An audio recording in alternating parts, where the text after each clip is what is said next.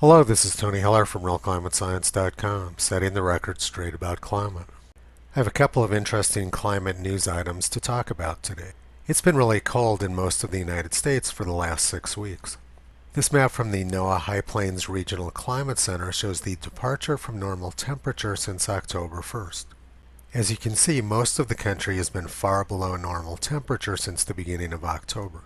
And much of the country is seeing a record early ski season as a result of the record cold and snow. I graphed out the October 1st to November 15 average maximum temperature for all United States Historical Climatology Network stations. The graph begins in 1895, and you can see from the trend line that temperatures have been going down in the United States during this period since the 19th century. Temperatures were increasing until the early 1960s, but then there was a huge drop, and temperatures have never recovered again since then. All the data isn't in yet for this year, but from the data that's currently available, this year will be the third coolest on record. It's likely that as more data comes in, 2019's temperatures will decline some. October 1st to November 15 last year, 2018, was the second coolest on record, slightly warmer than 1925. So this is the second autumn in a row with the United States seeing near record cold.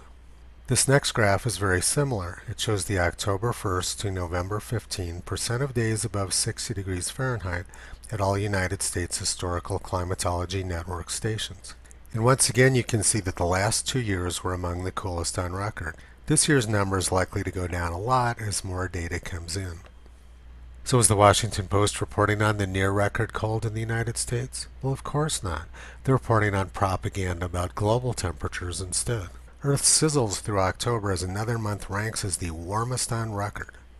Now let's look at why the Washington Post wants to ignore U.S. temperatures. This map is from NOAA, the National Oceanic and Atmospheric Administration. It shows the locations where they have daily temperature data from the period 1891 to 1920. As you can see, the vast majority of data is from the United States. They have some stations in Western Europe, some in parts of Australia, and Japan has fairly good coverage too. But most of the Earth has little or no long-term, high-quality temperature data. By using a tremendous amount of detail in their maps, NOAA makes it look like the data is very precise. But the reality is that a large percentage of this data is simply fabricated from computer models.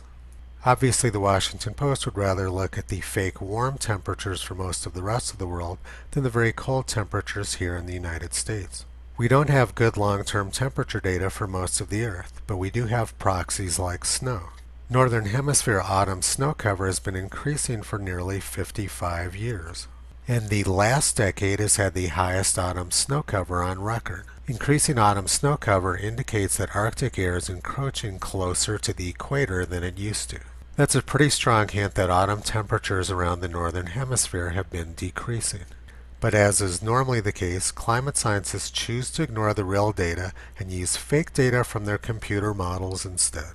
And simultaneously they're talking out of both sides of their mouth. In the same news cycle, they'll claim that Earth is heating out of control and also blame the record cold on global warming. Classic Orwellian doublespeak. Now we're going to look for Greta Thunberg. All these little yellow icons on the map show the current locations of airplanes flying around the world. Or at least that's where they were at the time I captured the map. Tens of thousands of plane flights every day carry millions of travelers all over the world.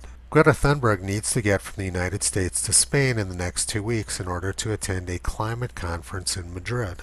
But she refuses to fly on an airplane because she thinks that if she fills an empty seat on an airplane, it'll cause some sort of climate catastrophe. So instead she's traveling across the Atlantic on an expensive yacht. The red dot on this map shows the current position of the yacht.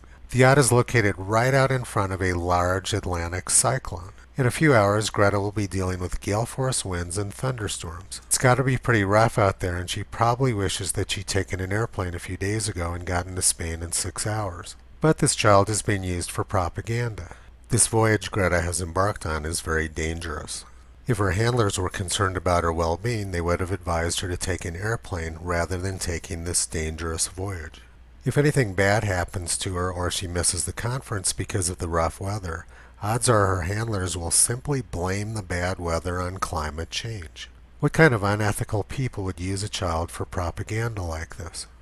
Would you let your 16-year-old daughter try to travel across the Atlantic in a small boat in rough seas during November? Probably not. How dare they do this to a 16-year-old child? Visit Toto on the web at realclimatescience.com. He's been pulling back the curtain on junk science and propaganda for a long time.